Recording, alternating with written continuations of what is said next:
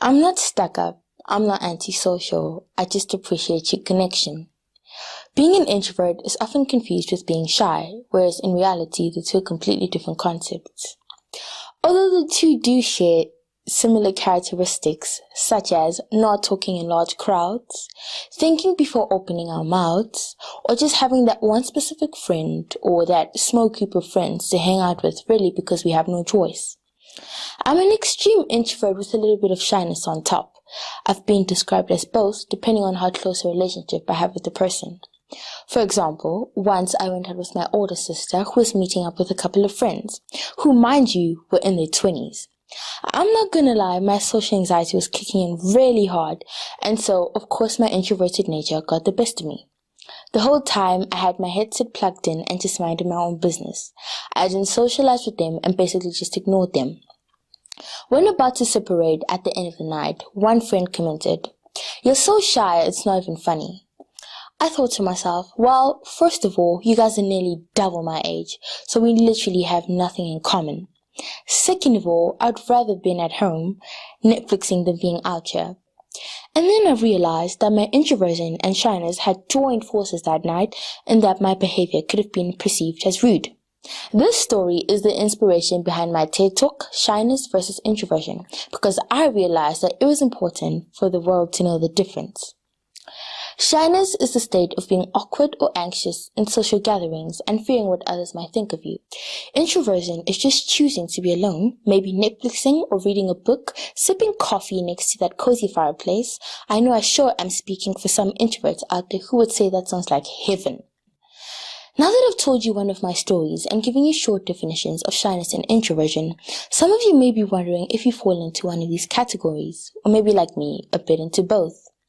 You may be asking yourself, am I really introverted or just extremely shy?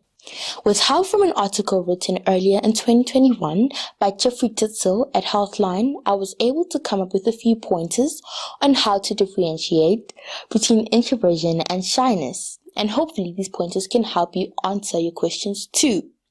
Pointer 1. Being able to be with a lot of people but needing some time alone to recharge is a sign of being an introvert. Pointer 2.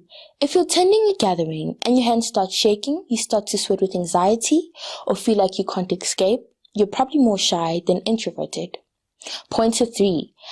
Unlike introverts who are able to communicate without any problems, shy people sometimes start to panic when trying to communicate, stumbling and tumbling over their words and making the anxiety even worse. Pointer 4. Introverts are happy and comfortable spending time by themselves, and they do so because they choose to. Pointer 5. Shy individuals often have negative feelings towards themselves, and this plays a huge role as to why they struggle to be socially active. These negative feelings tend to make them believe that others are judging them or painting an inaccurate picture of them. Pointer 6.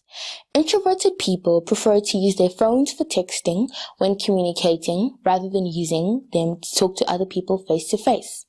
Pointer 7. Most introverts are careful about who they open up to. They will generally only have one person that they hang out with, sometimes to talk when going through rough times.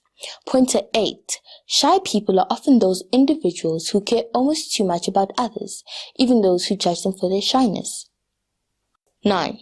Introverts are very aware of their emotions and feelings, which generally make them good at self-reflections. They can quickly identify when they've done wrong or hurt someone unintentionally. Hopefully these pointers can help you as much as they help me unravel the difference between being shy and being an introvert. Now that I understand my introverted tendencies, I can work more on playing to my strengths. Recognizing these signs in others and perhaps even help others to see that there's nothing wrong with us just because we prefer to be alone or watch a movie with one friend rather than go to a party. We think deeply and reflectively, so there is as much place in the world for us as there is for the extroverts who find all of this so much easier. Remember what Stephen Hawking taught us. Quiet people have the loudest minds.